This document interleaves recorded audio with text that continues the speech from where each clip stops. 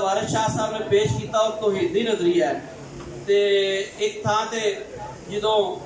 काजी ने हीर दा जबरी निकाह करने की कोशिश की ते हीर नूं जिहड़ी ज़बान दी अज सवानिया के हक्कां की गल होंदी है। सैयद जाबर शाह साहब सफा नंबर 16 के उत्ते हाजी साहब ते कहा जाता है कि सवानिया के उत्ते मेरा जिस्म मेरी मर्जी फजूल किस्म के नारे मुतारफ कराए गए हैं। ते वारिस शाह साहब ने जो ज़बान दी एक सवानी नूं वो की सी मलक फैसल साहब मलक हसीब साहब जनाब मिर्जा साहब वो ज़बान की सी जो उन्होंने कहा कि तेरा निकाह करना है तो उन्हें काजी ने जड़ा जुर्म किया सी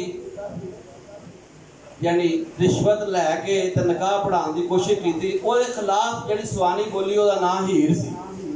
तो माई हीर ने जो लफ्ज बोले वारिस शाह ने लिखे तौहीदी बयान भी है ते इहदे नाल काजी दी नाइंसाफी का जिक्र भी है। यानी इसका मतलब यह है कि अगर बादशाह के दौर के अंदर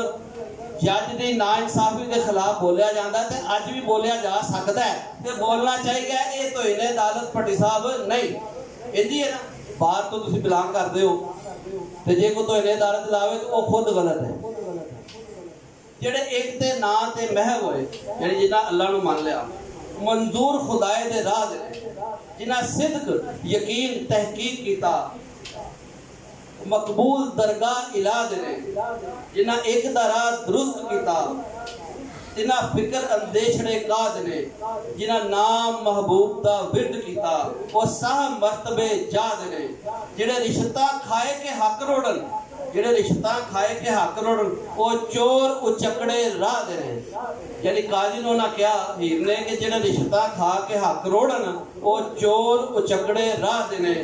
एक कुरान मजीद दे माने ने जिहड़े शेर मियां वारिस शाह दे ने। तो जी अज दे इस पंजाबी कट नूं मैं इत्थे वाइंड अप करांगा और तुहानूं इह सुनेहा देवांगा कूक पाकिस्तान कूक दी तरफों कि साडे दिल दी कूक है कि पंजाबी लागू होए और पंजाब दी वंड नूं रोकिया जाए और इंशाअल्लाह ये रुकेगी पंजाबी लागू होएगी। जिस तरह भाई साहब क्या ही एक सब्जेक्ट नहीं कि असी फिजिक्स नूं पंजाबी च नहीं समझा सकते बायोलॉजी नूं पंजाबी च नहीं समझा सकते।